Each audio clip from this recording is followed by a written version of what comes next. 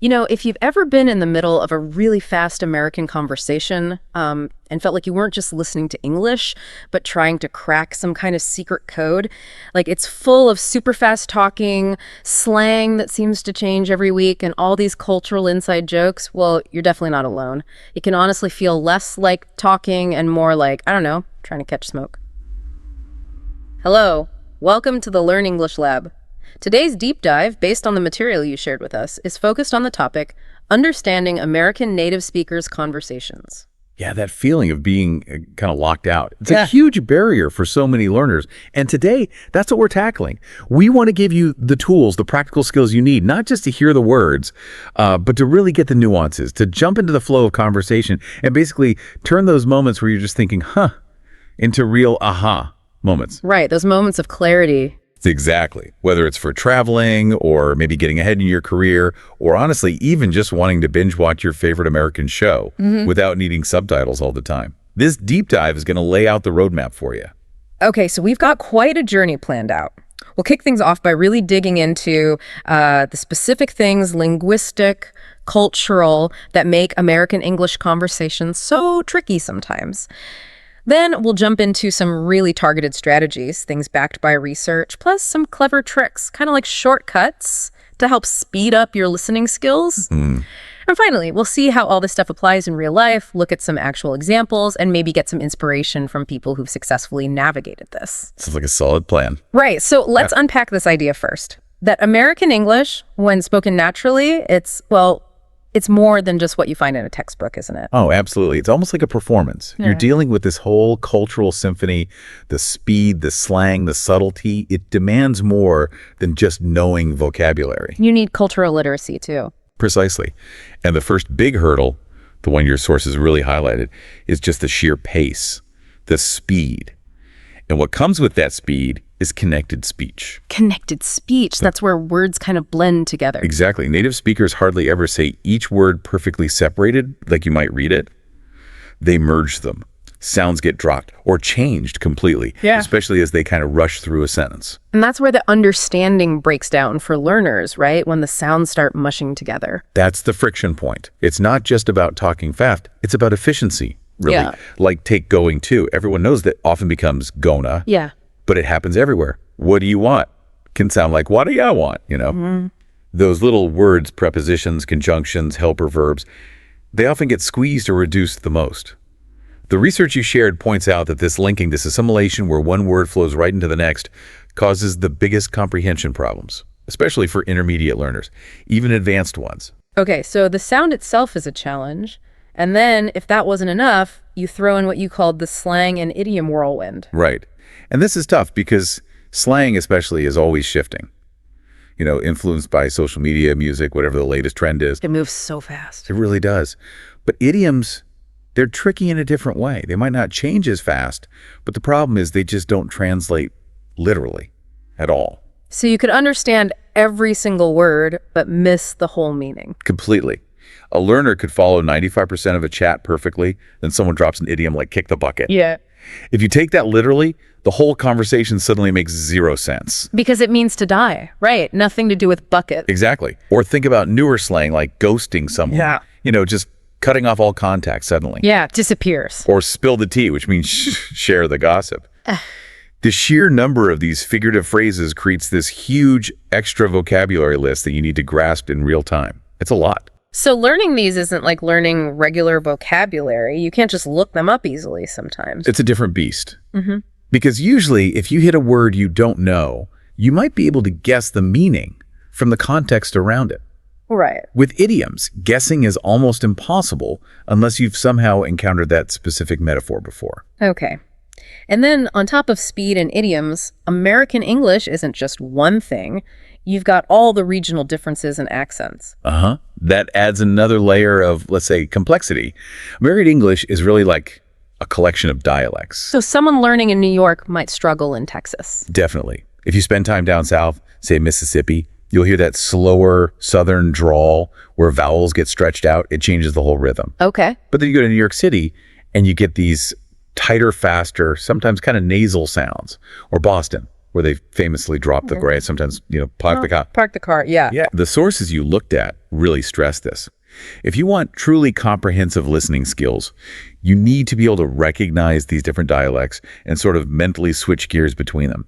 The soundscape changes dramatically depending on where you are. So your ear training needs to be pretty broad, not just focused on one standard accent. That's the key. And then finally, there's this whole area of informality and context. Native conversations, they're often full of filler words, and they rely heavily on unspoken context. The fillers. They seem to pop up everywhere. Do they actually confuse learners? They can, yeah. They can break up the flow if you're trying to track the main message. Really, they're just pauses, the speaker's brain is catching up or they're holding the floor. So they don't usually carry meaning themselves? Not really. But the bigger challenge here, I think, is understanding the tone. Sarcasm, self-deprecation, just friendly banter. Americans use these all the time. And if you miss the tone? You miss the entire point.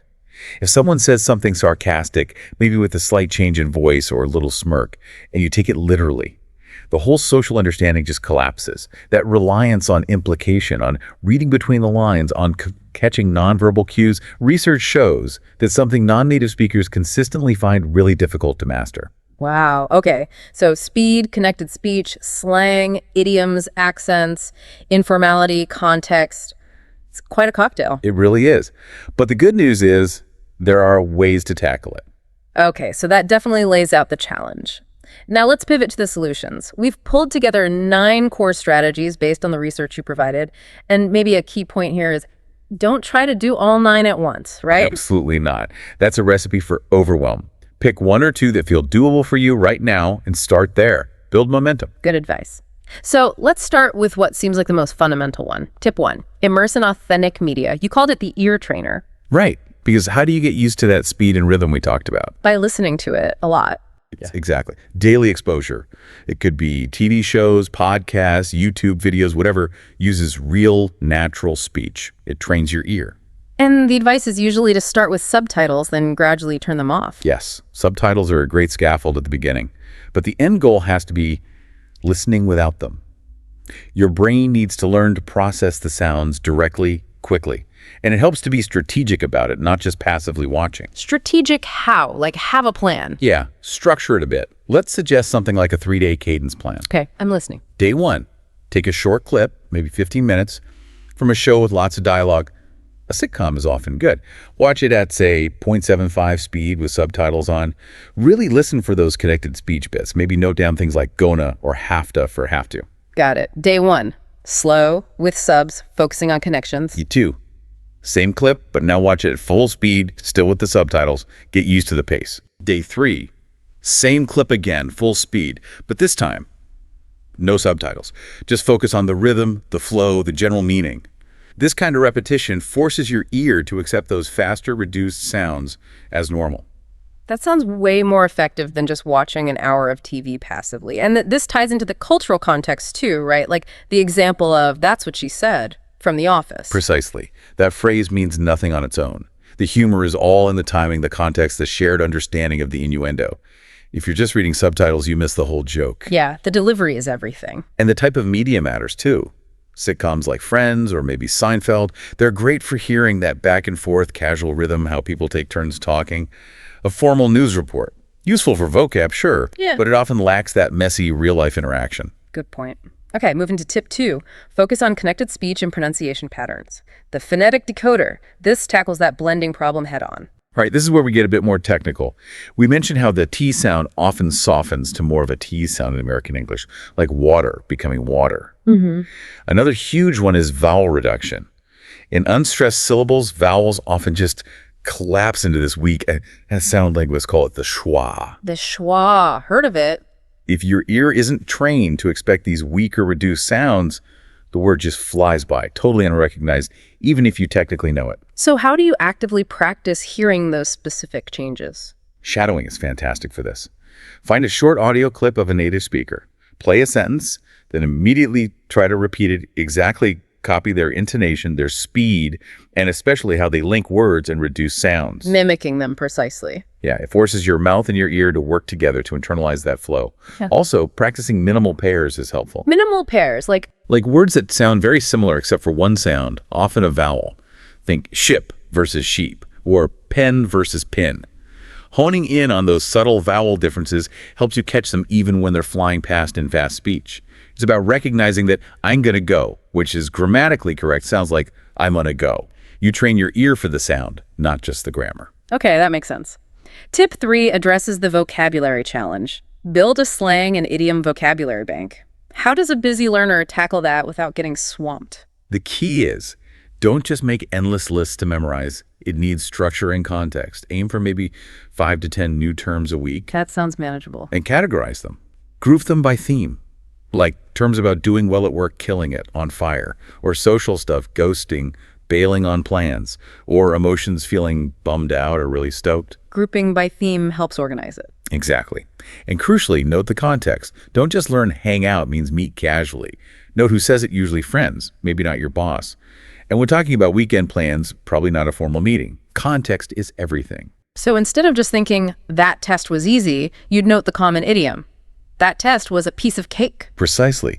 You're logging the shortcuts, the metaphors native speakers use. And structuring it like this makes it feel less like this infinite random list of slang. You start seeing patterns. Right. Now, tip 4 takes us into the real world. Active listening in real interactions. The engagement bridge. What's the core idea here? Okay, you're talking to someone, you get lost. What do? Panic is the enemy. Don't just freeze up. Right, the strategy is grab onto the few keywords you did understand. Use those as an anchor. And don't just nod and smile hoping it goes away. Been there, done that. Doesn't work well. No. The sources really push 2 tactics. First, polite clarification. It's okay to say, sorry, could you maybe slow down a bit, or could you repeat that last part? Asking for help. Yes. Or even better, try paraphrasing. Restate what you think they said in your own words. Why is paraphrasing better? Because it shows you're engaged, you're trying, and it confirms understanding immediately. If someone says, man, it's raining cats and dogs out there, Yeah. and you're totally lost. Yeah, picturing animals falling from the sky. Exactly. You could paraphrase back. So you mean it's raining really heavily? They'll say, yeah. And boom, you've just confirmed the meaning of that idiom in context. It helps lock it in for next time. That's a great technique. Okay, tip 5 shifts gears a bit, away from just words. Learn cultural and contextual cues, the unspoken rules. This connects back to what we said earlier.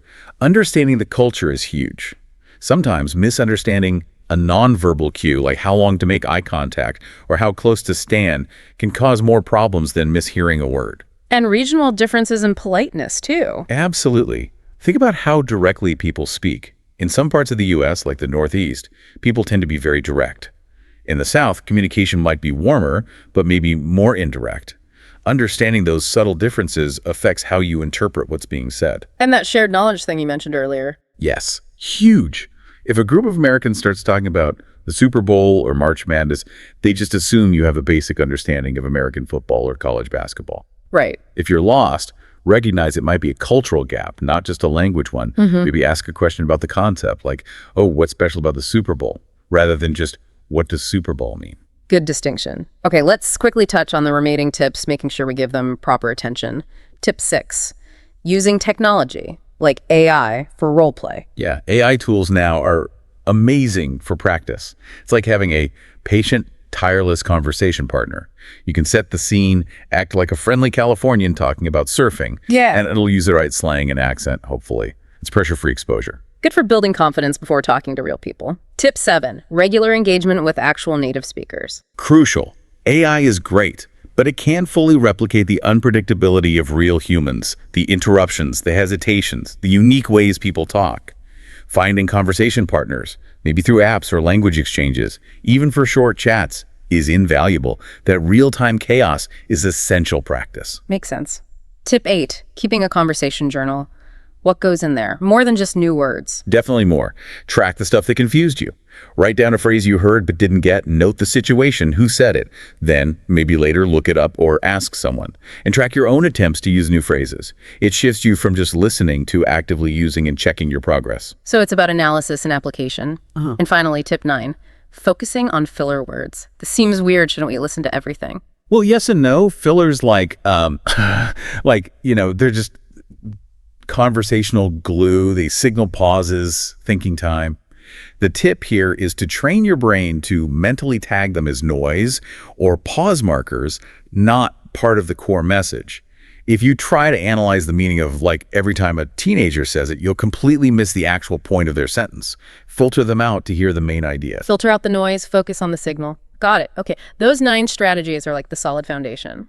Now let's talk about the quick hacks, the clever tricks. These are more about learning smarter, maybe faster, especially if you're busy. Yeah, these are targeted ways to tackle specific listening problems using maybe slightly unconventional methods. All right, trick number 1, gradual speed building. This sounds like taking the slow audio idea to the next level. It is. This isn't just using the 0.75x button. This is about becoming your own audio engineer, almost. Take a really short clip, maybe just a minute of dialogue that's super fast or full of connected speech, something you find difficult. Okay, a tough bit. Use software, maybe something like Audacity, which is free, to slow it right down. Start at 0.5x speed, half speed. Listen until you can literally write down every single word. Wow, okay. Transcribe it? Then bump it up slightly, 0.6. Listen again, then 0.7x, 0.85x, and finally back to 1.0x, full speed. By forcing your brain to process that same tricky audio at increasing speeds, you build up your tolerance for fast speech much more effectively than just hoping people will talk slower. That's intense, but I can see how it would work. Trick 2, multimedia memory for slang and idioms. Right, these things are abstract, so we need to make them concrete, memorable, even emotional. Making flashcards is fine, but just text isn't always enough. So add pictures. Pictures, yes, but even better, add audio. For slang term like slay, meaning doing something really well, your flashcard should have the word, the definition, maybe a picture, and a little audio clip of someone saying enthusiastically, "Wow, she totally slayed that presentation." Hearing it in context with the right tone. Exactly. That combination, visual, text, and authentic audio with emotion, makes it stick in your memory way better than just reading a definition. Okay, trick 3 sounds interesting. Role play with transcripts.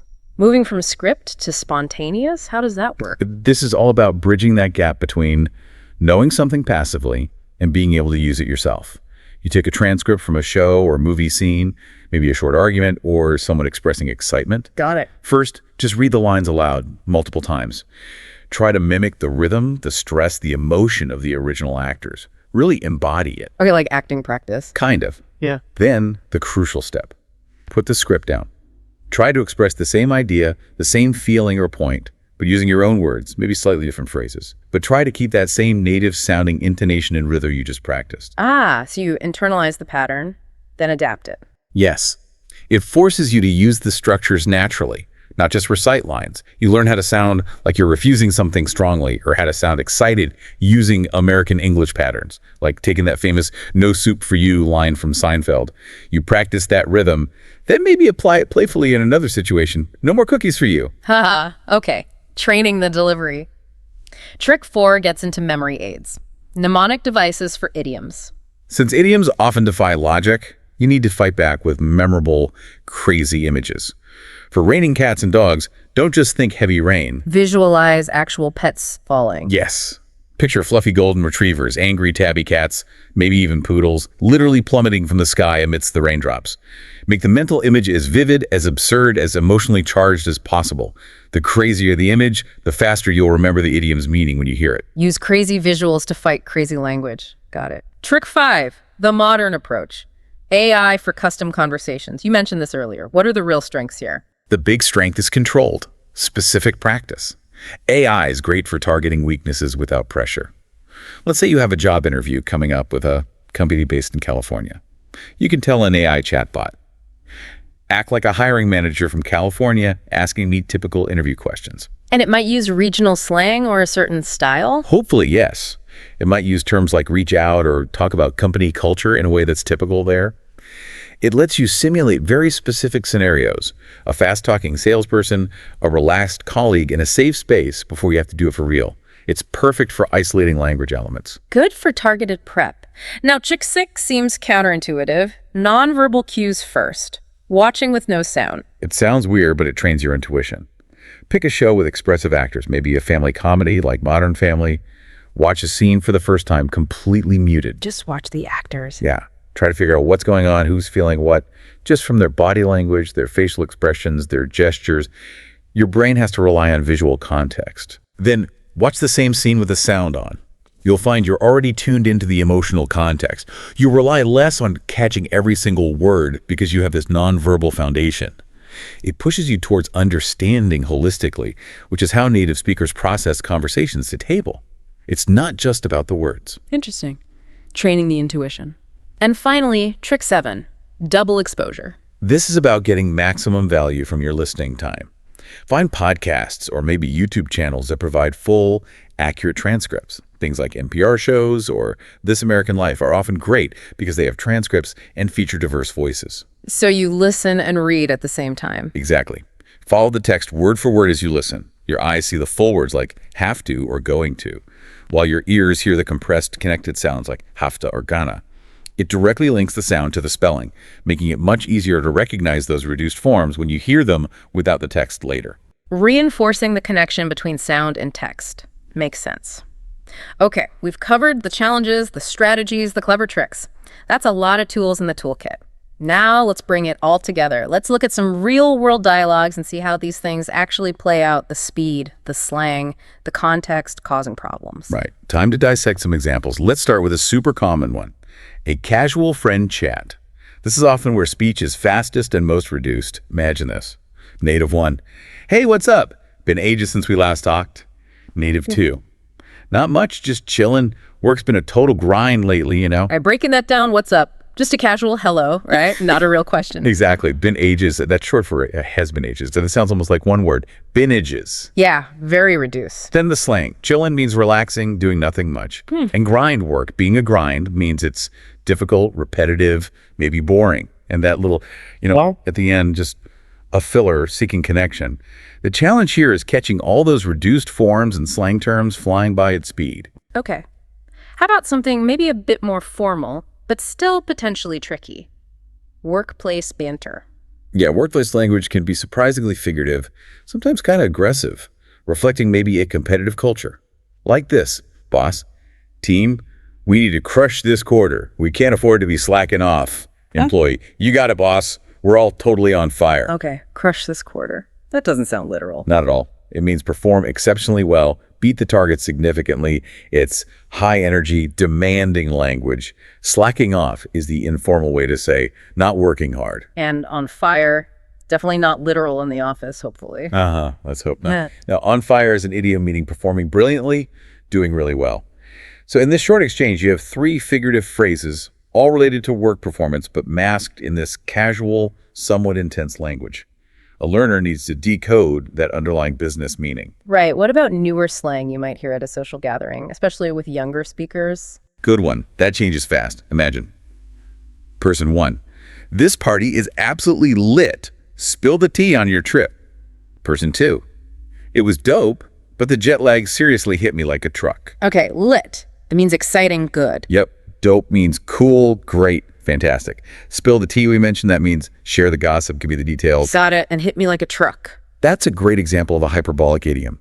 It just means the jet lag had a really strong, sudden, overwhelming effect. It conveys that feeling much more vividly than just saying, I was very tired. Recognizing the emotional weight of idioms like that is key. Wow. Okay, one more, maybe something quick, like in a casual debate or argument. Yeah, you get these super short phrases used as shorthand, like debater 1, Yeah. that's cap. The data proves otherwise. Debater 2, for real. Where did you see that? Cap. That's a newer one for me. Yeah, cap basically means that's a lie or that's an exaggeration. It's a very quick dismissal. And for real is just a fast way of saying, really? Or are you serious? Expressing skepticism. They're like conversational shortcuts. Exactly. They speed things up. You see similar things all the time. Someone shopping might say, wow, that's a steal, meaning it's a really good price. Or if someone achieves something, home run. Drawing that metaphor from baseball. Native speakers constantly use these figurative shortcuts. Okay, these examples really highlight the density of it all. So how do you bring all the strategies and tricks together? How do you practice holistically? Integration is key. It requires a bit of discipline.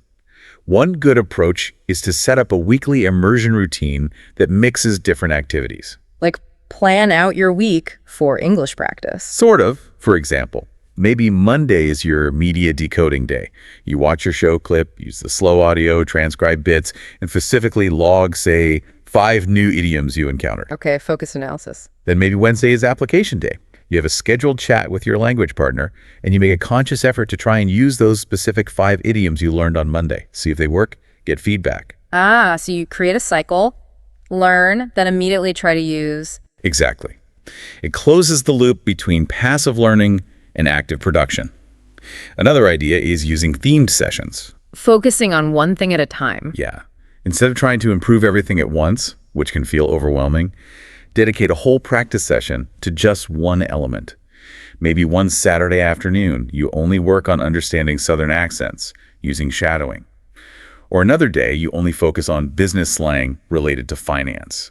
And you could combine tricks within that theme. Perfect. Like use the multimedia flashcard trick, trick 2, specifically for the finance slang you learned using the slow audio method, trick 1. Combining strategies makes the learning more powerful and targeted. It stops you feeling like you're just swimming in an ocean of language. Right. Even with great strategies and routines, learning to understand native speakers isn't always easy. There are going to be bumps in the road. Let's talk about those common hurdles and how to deal with them based on the experiences shared in the research. Yeah, the setbacks are pretty predictable, unfortunately. That issue of fast speech just keeps coming up. Still the biggest one for many. It often is. And while practicing with slowed audio helps build tolerance, you have to accept that sometimes you will miss things. The key is having the confidence to use those tactics we talked about, asking someone to repeat or paraphrasing back. Normalizing clarification is so important. Don't feel bad about asking. Good reminder. What about just feeling buried under all the new slang? It seems endless sometimes. It can feel that way. Yeah. The advice here is prioritize.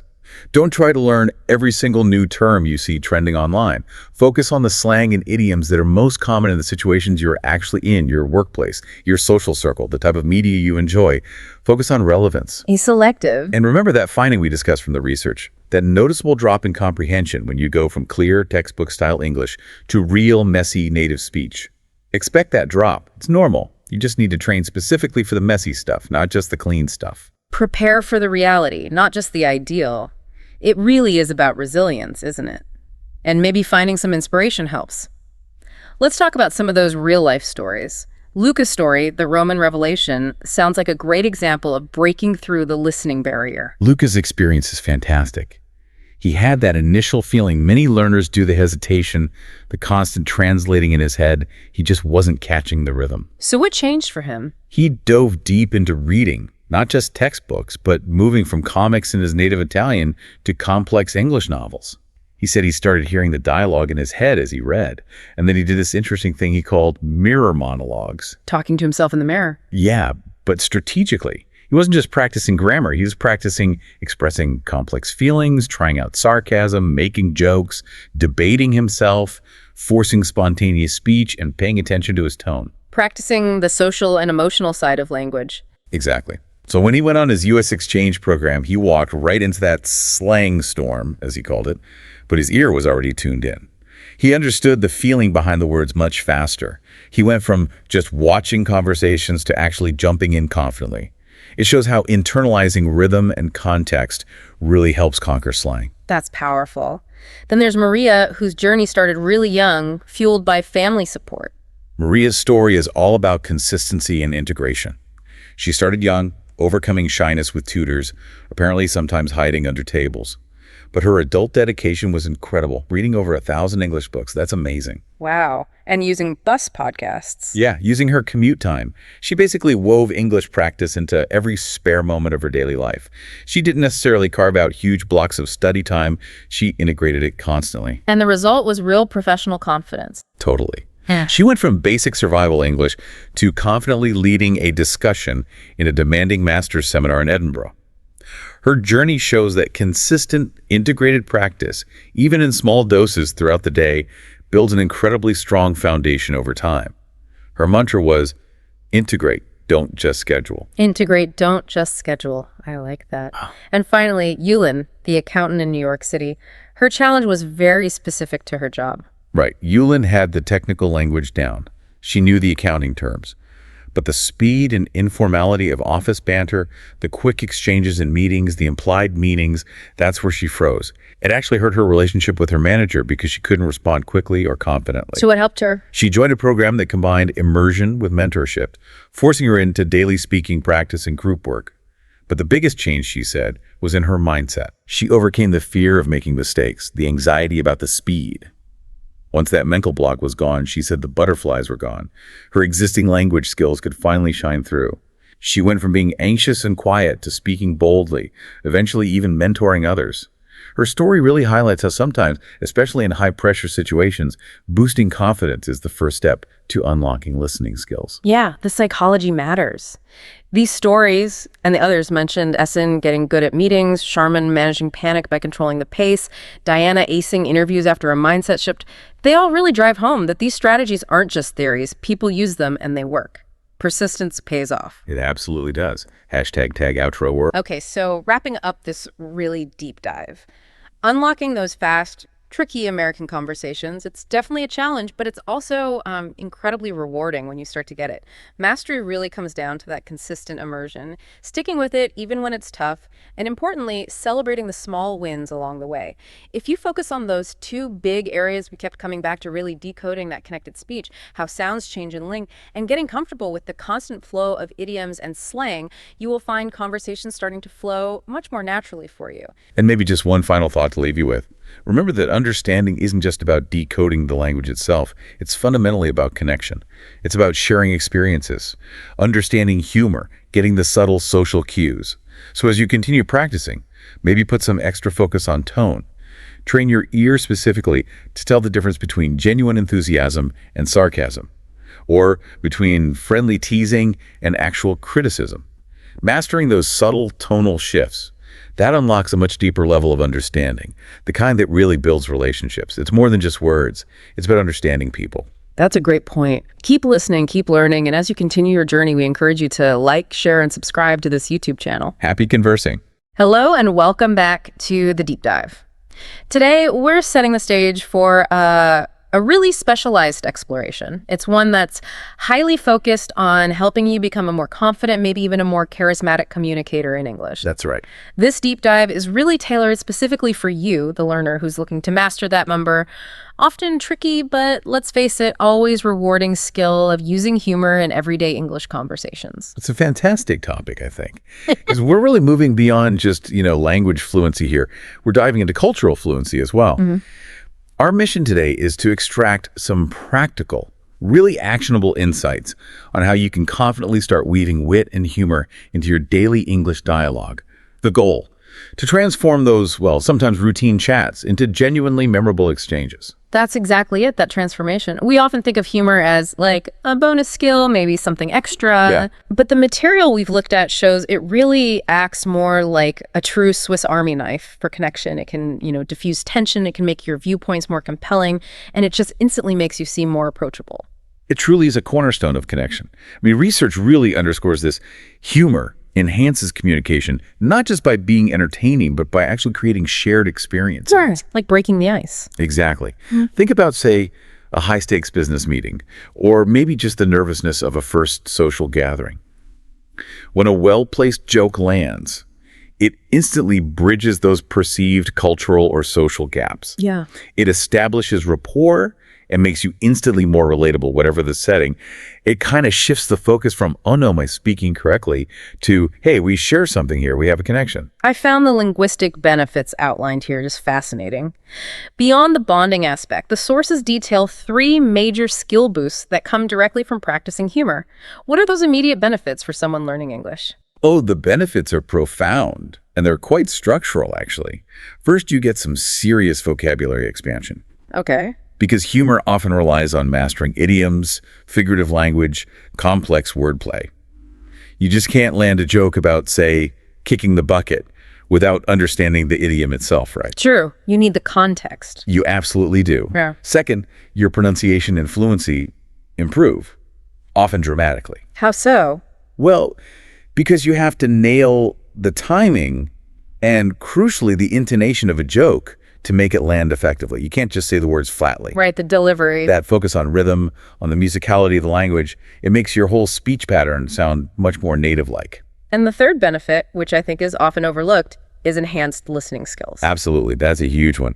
To respond with humor or even just to catch a joke someone else makes, your listening skills have to sharpen. You have to attune yourself to subtleties like sarcasm, irony, understatement. Things that aren't always obvious just from the words. Precisely. You have to listen deeper, to spot the funny subtext. It forces you to focus not just on what words are said, but how they're said, the tone. Okay, so before we jump into the 10 essential tips for actually doing this, we have to acknowledge a fundamental truth.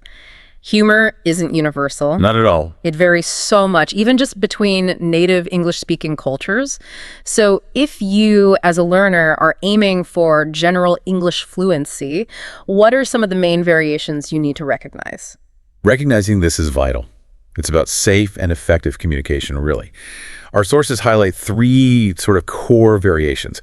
You've got American humor, which often leans pretty heavily on accessible self-deprecation and direct, punchy setups. It's often about signaling vulnerability quickly to establish a kind of egalitarian feel, like we're all human here. Makes sense. Then you have the British style. This is often characterized by much drier, more subtle wit and irony. It frequently requires a deeper cultural context, maybe a higher degree of understatement. It's often less about a big belly laugh and more about a knowing smirk. Right, that famous dry wit. And what about Australian humor? The Australian style. It frequently relies on playful exaggeration, and it often uses what's called ribbing or teasing. Now this, if you misunderstand it, could maybe be perceived as rude. Yeah, I can see that. But in the right context, it's actually a sign of affection, of camaraderie. Recognizing these distinctions is just crucial because, well, the structural components of dry wit that might land perfectly well in London could feel confusing or maybe even a bit unfriendly if you delivered them in a fast-paced American setting. And vice versa, I imagine. Absolutely. The basic rule is observe your target audience's dominant style first.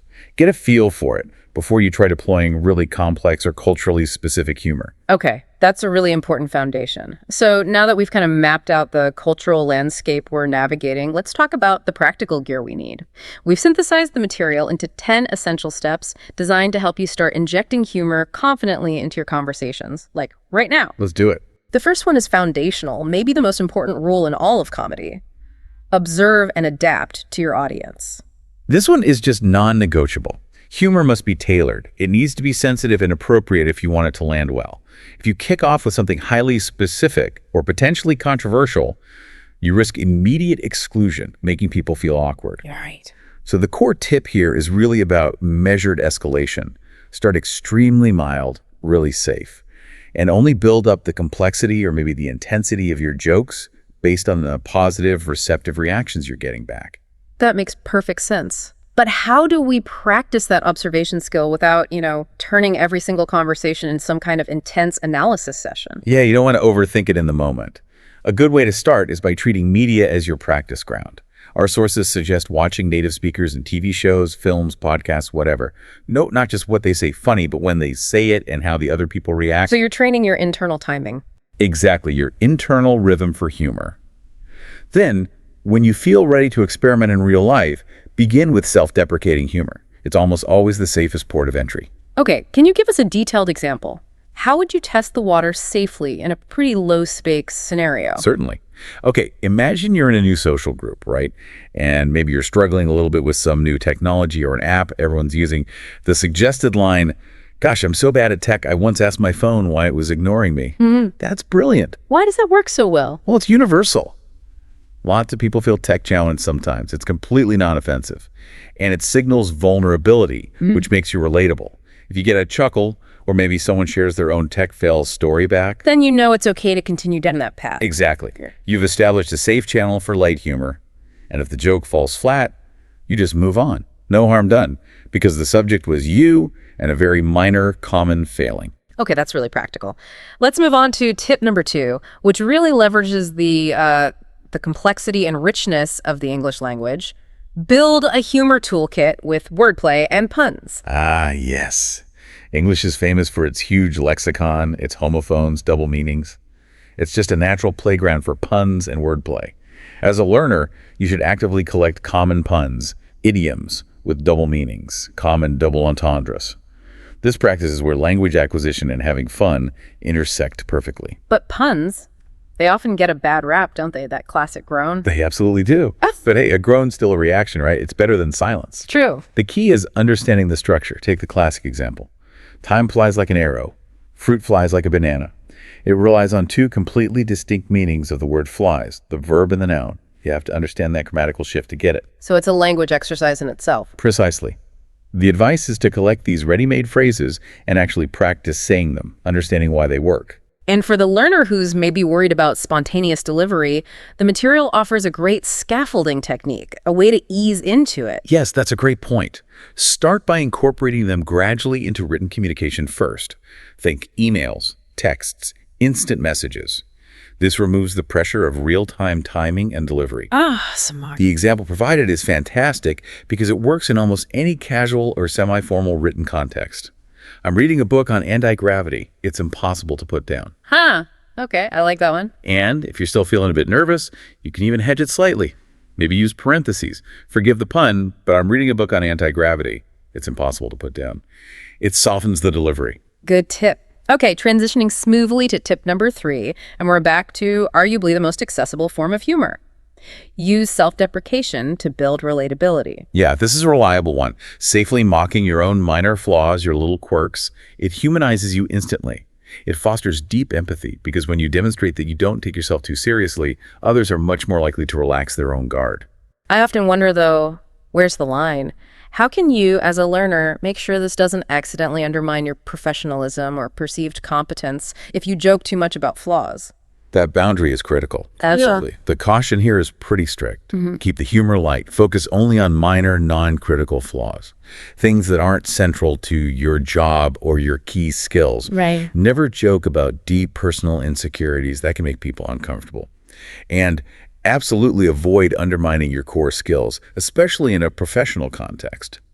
If you're discussing a major project you led, don't joke about your organizational skills being terrible. So how do you balance it? Always try to balance the self-deprecating joke by following it up, maybe later or even immediately, with a positive point or demonstrating competence in another area. Can we break down the example about directions? I'm directionally challenged. I got lost in my own backyard once. How does that work? That works perfectly because being directionally challenged is a pretty universal minor flaw. Lots of people relate to that feeling. It doesn't imply incompetence in important areas, just a funny human quirk. Okay. Following that joke up later with something like, but thankfully my GPS skills are excellent for driving, brings the balance. You connect through the shared flaw, but you also subtly reaffirm your abilities where they matter, leaving a net positive impression. Got it. All right. Tip number 4 suggests leveraging observational humor for everyday insights. This seems to require paying really acute attention to the mundane, the little things. It does, yeah. Observational humor is all about finding the shared absurdity in daily life. The core tip is to comment on these quirks, these little oddities, without ever resorting to mockery, cynicism, or negativity directed at specific people or systems, usually. So you're pointing out the weirdness, not complaining. Exactly. You're simply pointing out common experiences or strange little contradictions and maybe tying them to current relevant events or situations that everyone in the room can understand and relate to. We need some concrete examples here. How do you practice this? It feels a bit abstract. Start small. Just notice strange patterns or common frustrations. Let's say everyone is struggling to log into a video conference call. Instead of just saying, the tech is broken again, which is negative, Right. you might use observational humor. The login page must be on vacation again today. No. See? You generalize the quirk, you personify the technology slightly. You're not criticizing the IT department or the specific software. It's lighter. Okay, I see the difference. And the classic example about the English language itself seems perfect for non-native speakers to share. Oh, absolutely. Why do we park on driveways and drive on parkways? English is weird. That's fantastic because it creates an instant point of shared frustration and amusement about the language itself. It makes it totally inclusive and non-judgmental. Everyone, native speakers included, can chuckle at the weirdness of English. It's a great piece of ready-made observational wit to keep in your back pocket. Definitely useful.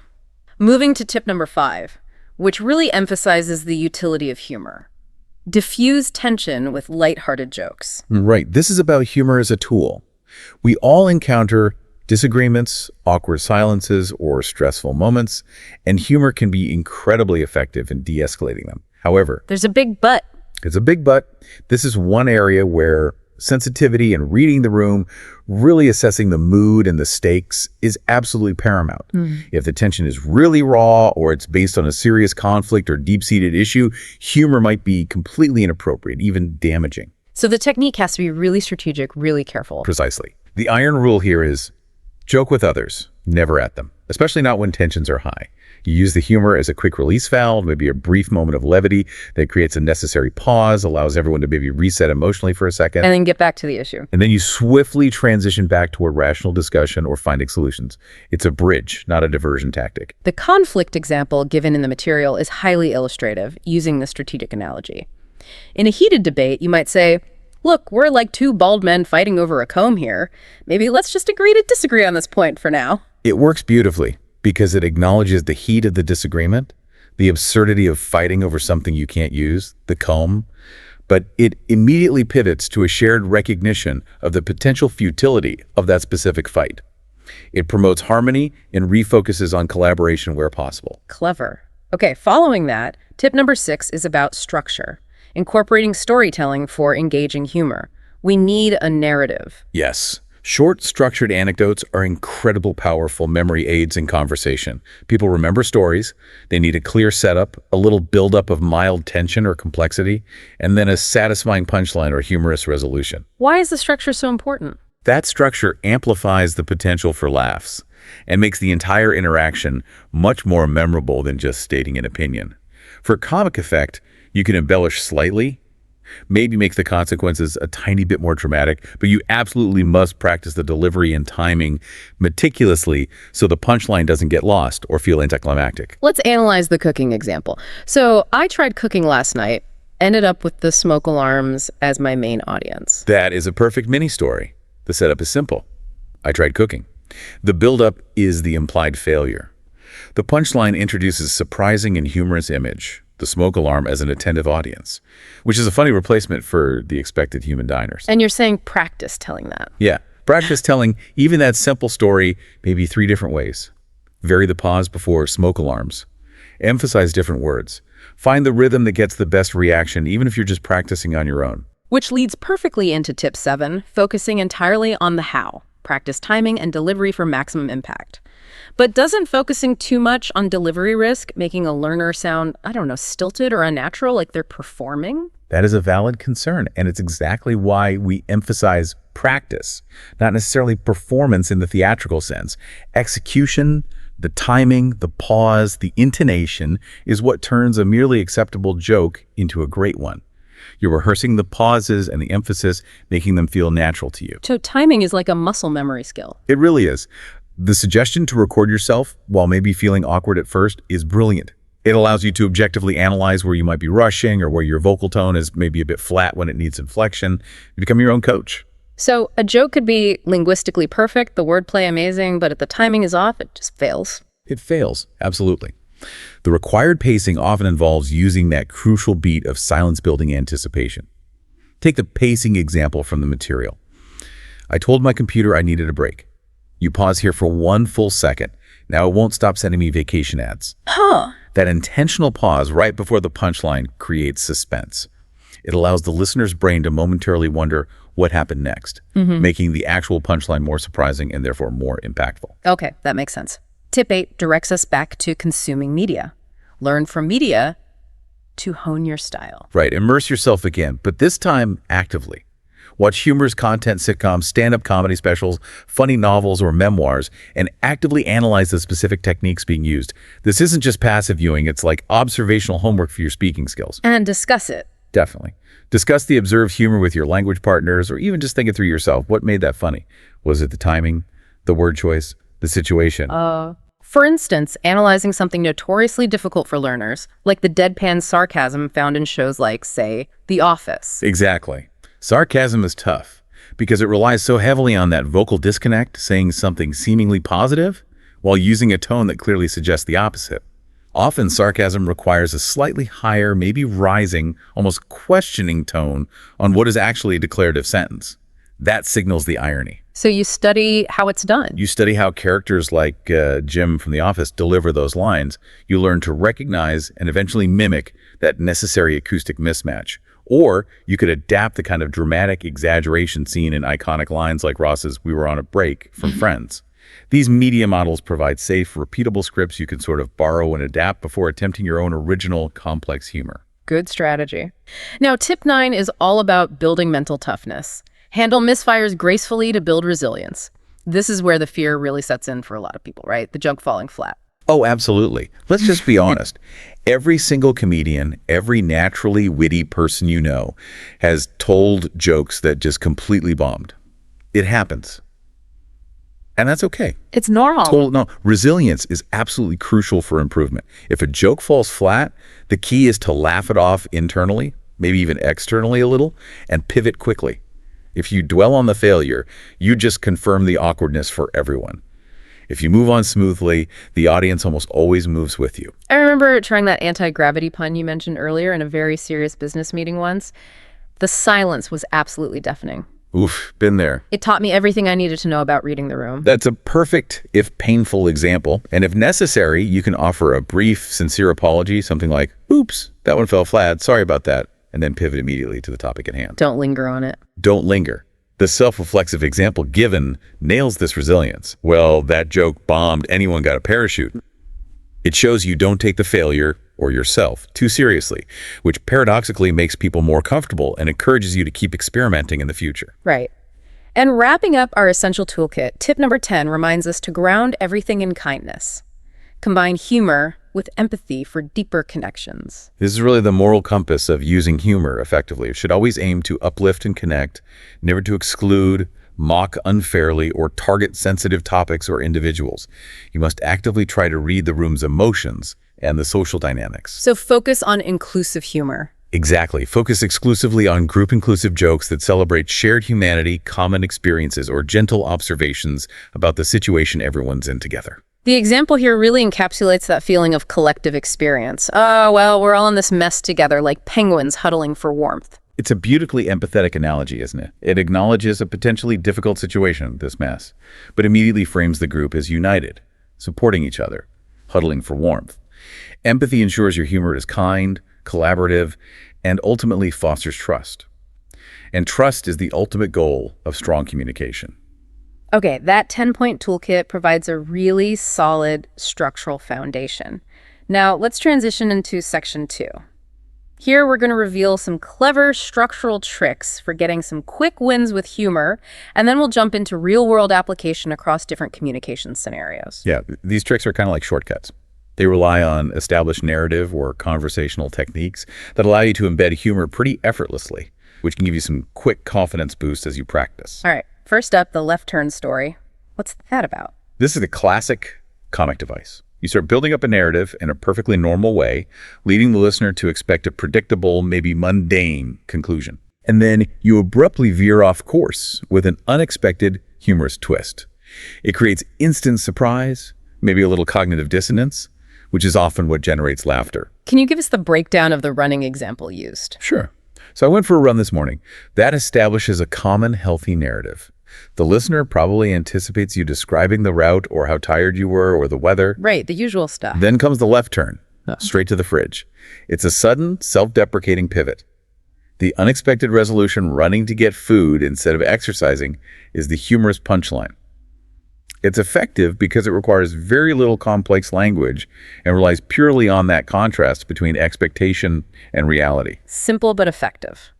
Okay, next we have callback humor. This sounds a bit more advanced, but powerful for building continuity and rapport within a group. It is a bit more advanced, yeah, but it's highly rewarding when you pull it off.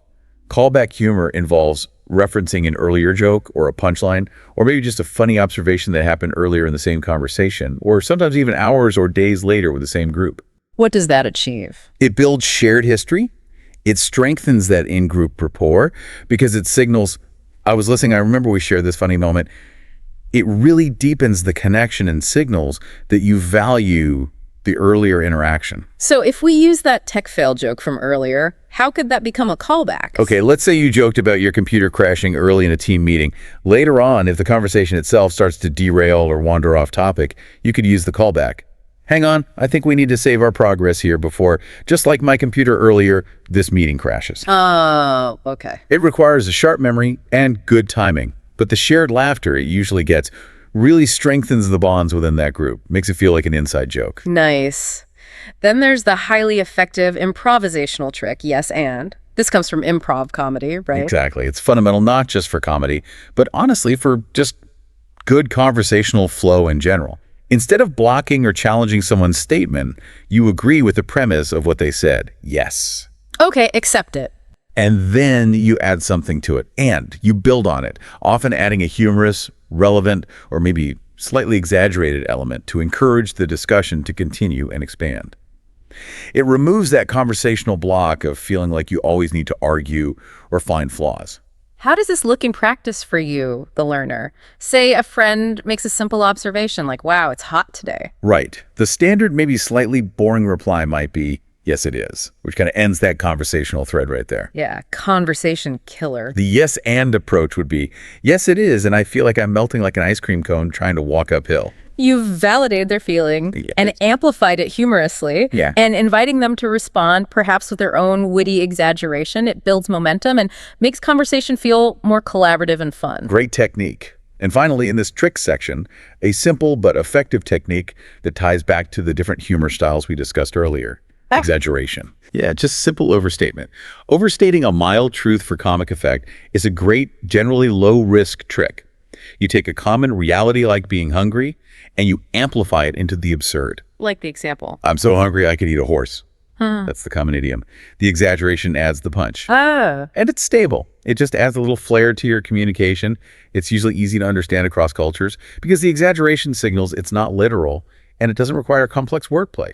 Just amp up the reality a bit. Okay, got the tricks. Now, let's put these tools and the main tips to work. Let's look at some hands-on application across different scenarios, starting with the most common one, everyday small talk. How do we use humor here to maybe replace those routine pleasantries? Small talk is often seen as this necessary evil, right? A bit boring. But humor can make it genuinely enjoyable. Instead of just stating a plain fact, you amplify it or find a funny angle, like when describing bad weather instead of just saying, wow, it's raining heavily. Which is true, but dull. Exactly. You use the source example. This rained so bad I saw a fish swimming upstream on the sidewalk. It takes the reality, heavy rain, and paints a vivid, absurd, memorable picture. It makes the small talk immediate and engaging. Okay, that's a good one. And what if your weekend was, honestly, just truly uneventful? How do you make that funny? You exaggerate the boredom itself.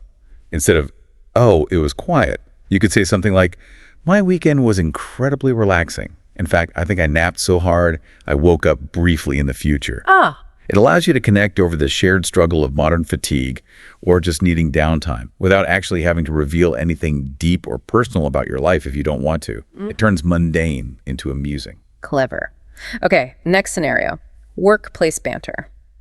This is where humor needs to be used maybe more strategically, more carefully to ease professional interactions, especially in potentially high-pressure environments. Absolutely. Humor in the workplace must be safe, professional, and generally targeted toward shared low-stakes issues or observations. Yeah. Things everyone experiences. A great strategic use is during those inevitable delays or technical hiccups. Right, like waiting for a meeting to start. Exactly. If a meeting is running late, instead of just sitting there awkwardly or expressing frustration, you could use the source example. Well, time flies when you're waiting.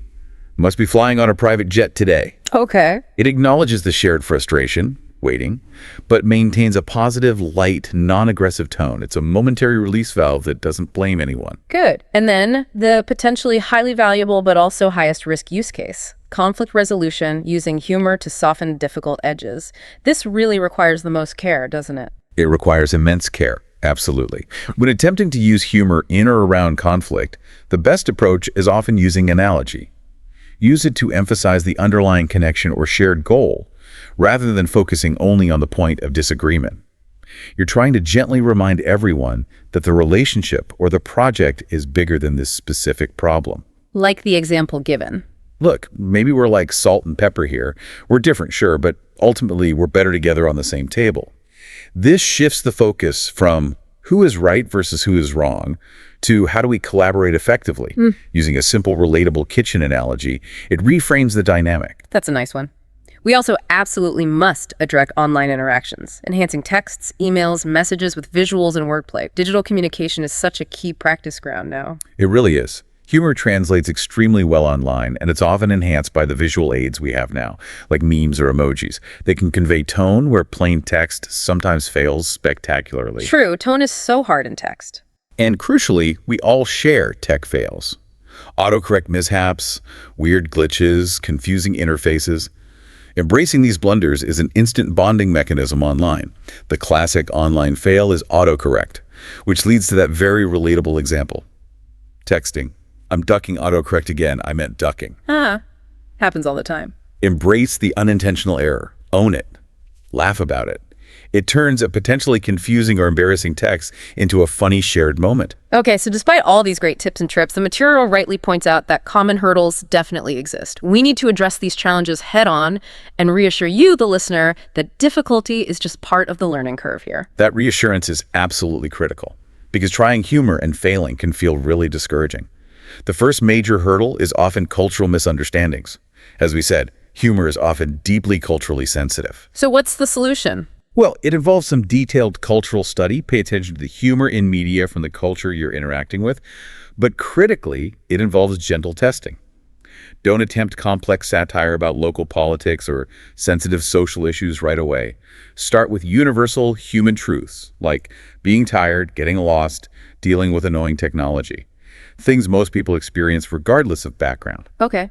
Then there are timing issues. We talked about practicing delivery, but what if you're still struggling? If you're consistently struggling with the delivery, we discussed the pauses. The rhythm of the solution is often quite mechanical and straightforward at first. Practice using actual timers, or record yourself speaking the joke. Analyze exactly where you breathed, where you paused too long or not long enough, where the surprise element felt rushed. Keep refining it until the flow starts to feel more like muscle memory. Makes sense. Treat it like practicing an instrument. In a way, yes. And then there's the major internal challenge. The fear of flops. Not landing a joke can be genuinely nerve-wracking, and it can lead to a mental block where you just stop training. How do you overcome that fear? The prescribed cure is really gradual exposure therapy, essentially. Start practicing in private, maybe just saying jokes out loud to yourself, then move to a trusted language partner or a close supportive friend. Build your confidence incrementally in these safe spaces before you attempt higher stakes humor in a big professional meeting or a large, unfamiliar social setting. Baby steps. Exactly. And for many learners, language barriers themselves can impede truly spontaneous wit. You might understand the joke in your head, but struggle to articulate it quickly and correctly. Oh. What's the trick here? Don't feel pressured to be linguistically brilliant overnight. Simplify complex ideas. You can still be funny without using Baroque sentence structures or obscure vocabulary. Focus on mastering those key, commonly understood idioms, puns, and easy analogies we've been discussing. Consistent practice of these scaffolded techniques gradually turns linguistic challenges into communication strengths. Humor doesn't have to be complicated to be effective. Right. And finally in this section, let's emphasize the importance of holistic practices. Actually integrating humor into your daily life as a habit, not just a performance. This is all about habit building. Turning that observation muscle we talked about into a daily ritual. Maybe create a little daily humor routine for yourself. Like what? Could be anything. Maybe make a habit of finding one simple, shareable pun in the morning. Or consciously try to share one funny observational story from your day in the evening with someone. Maybe even just write down a funny translation mishap you encountered. Keep a humor journal? Sort of. Additionally, you could specifically seek out language exchanges or practice groups that focus on funny role plays or sharing these kinds of mishaps. This makes humor a continuous, integrated part of your learning journey, not just this big, scary performance you occasionally attempt and dread. Makes it less intimidating. Okay, fantastic practical advice. Now we move into our third section, where we bring these concepts vividly to life with some inspiring real-life stories. These are detailed narratives that really prove these strategies work, even in the most serious, high-stakes situations. Yeah, these stories are great. Let's start with a beautiful example of quick wit used effectively in a really high-stakes academic environment. The medical student's witty inspiration, which involves a lecturer named Gasakure Miguel. Tell us about this one. It happened in a Rwandan medical classroom, right? Very serious setting. Extremely serious. Yeah. Lecturer Gasakure Miguel was interviewing students, asking them questions. The stakes felt very high. He asked one particular student why he chose surgery, a question that usually demands a really profound academic rationale, maybe referencing a respected mentor or a deep calling. Right, a serious answer for a serious profession. Exactly. The expected answer was probably something about compassion or anatomical precision or wanting to heal. But the student, likely anticipating the typical, perhaps slightly cliche reference to dramatic medical TV shows that romanticize surgery. Ah, like Grey's Anatomy. Precisely. He used quick, culturally relevant wit. He just quipped, "Not Grey's, I'm older than that." And apparently the entire class immediately erupted in genuine, tension-releasing laughter. Wow, in that setting. In that setting.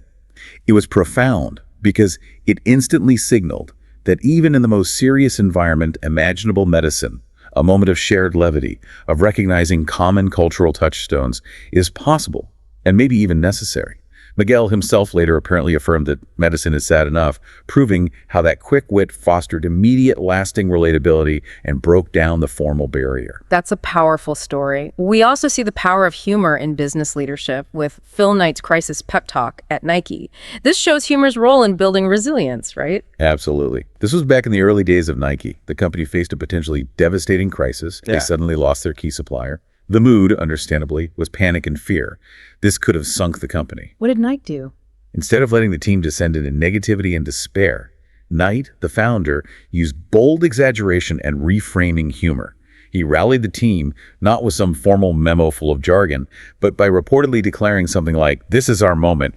They've just set us free." He called being dropped freedom. Exactly. By humorously characterizing this massive crisis as a moment of liberation, an opportunity, he turned a huge setback into an immediate motivational pivot. It demonstrated powerfully how humor can be used by leaders to reframe challenges, instill confidence, and display resilient leadership under pressure. Incredible. Humor also excels at reframing those frustrating everyday mishaps, which are so common for language learners. Let's detail the airport garden gate gaffe. This one feels very relatable. Oh, this is the ultimate lost in translation tale, isn't it? A non-native speaker was navigating a huge, busy international airport, probably feeling stressed, nervous, pressured to get to their flight. Been there. Right. They intended to ask an airline agent for the boarding gate, but in their rush and nervousness, the phrase came out as the garden gate. Oh, no. And the traveler was instantly mortified as the agent, genuinely puzzled, apparently started looking around the massive sterile terminal as if actually searching for a plot of land with flowers and vegetables. That must have been mortifying. But the beauty of the story lies in the aftermath, doesn't it? It does.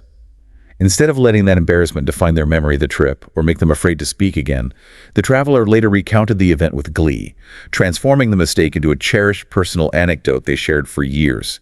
It teaches such a critical lesson. Errors are not failures. They are high-value story starters. They showcase the wonderfully alive, sometimes messy, but ultimately human nature of language acquisition. View mistakes as material, like that. Exactly. And we can't overlook tech blunders in the modern age. The story of Emily's autocorrect adventure shows how just embracing these digital mix-ups can create surprisingly long-lasting bonding moments among friends. Tell us about Emily. What happened? So Emily texted a group of friends suggesting they all go for a hike, H-I-K-E, a simple plan. However, the infamous autocorrect intervened, turning the text into bike, B-I-K-E. Ah, the classic switch. It's the classic. Chaos apparently ensued. Friends started renting bikes online. They were debating trail difficulty levels suitable for cycling. People were fully prepared for a major biking expedition.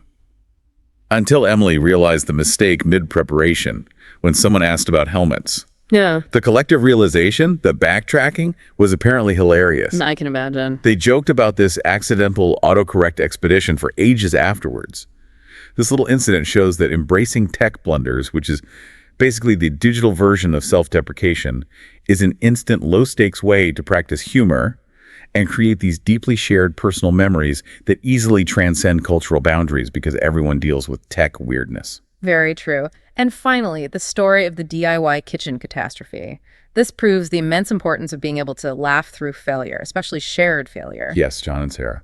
They decided to undertake a major kitchen renovation themselves, and it apparently went spectacularly wrong. We're talking crooked cabinets, maybe paint exploding unexpectedly. Just a disaster. Oh dear. Sounds stressful. Hugely stressful. Instead of descending into arguments or despair, they reportedly just started laughing together, almost hysterically, at the sheer scale of the failure.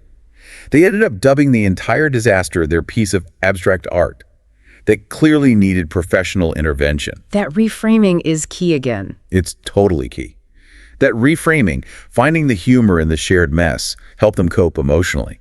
It led them to happily call in experts, and it probably taught them the crucial art of delegation.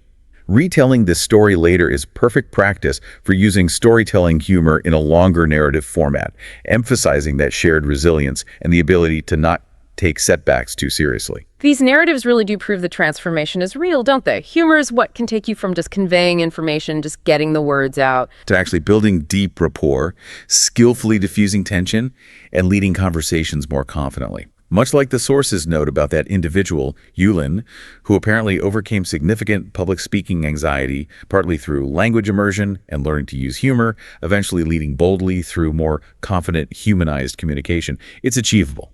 Okay, this has been an incredibly detailed and I hope really practical deep dive into the architecture of wit and humor in English.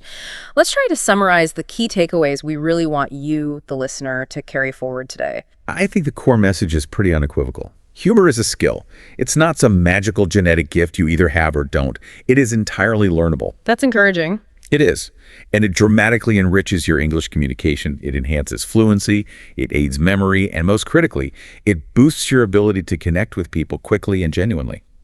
The path forward involves deliberate practice, starting small, implementing those 10 tips we discussed, practicing often using those tricks, and being resilient to those inevitable misfires or jokes that fall flat. And the goal is transformation. Using humor consciously to shift yourself from maybe a nervous communicator, worried about mistakes, into a more confident, charismatic, and ultimately memorable leader in any conversation you have. That shift really is possible for everyone willing to, practice the pause, embrace the occasional flop, and keep trying. And to send you off with something really tactical, something concrete to mull over today, here is our provocative thought for you. Okay, here's the challenge. In your very next conversation, today or tomorrow, we challenge you to consciously practice the yes and improv technique we talked about.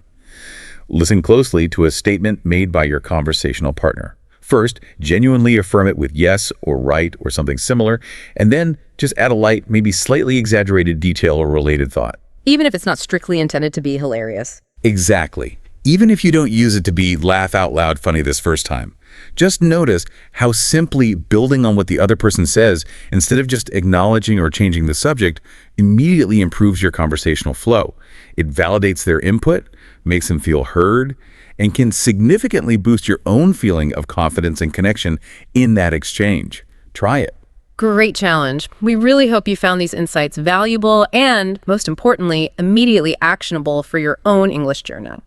Thank you so much for joining us for this deep dive into the role of humor in everyday English communication. We genuinely love having you as part of our learning community. Yeah, and if this deep dive has sparked some new ideas for your communication, or maybe just helped you analyze the mechanics of wit in a new way, please do let us know by liking and sharing this episode. And of course, be sure to subscribe to this YouTube channel so you don't miss our next deep dive analysis. Until next time.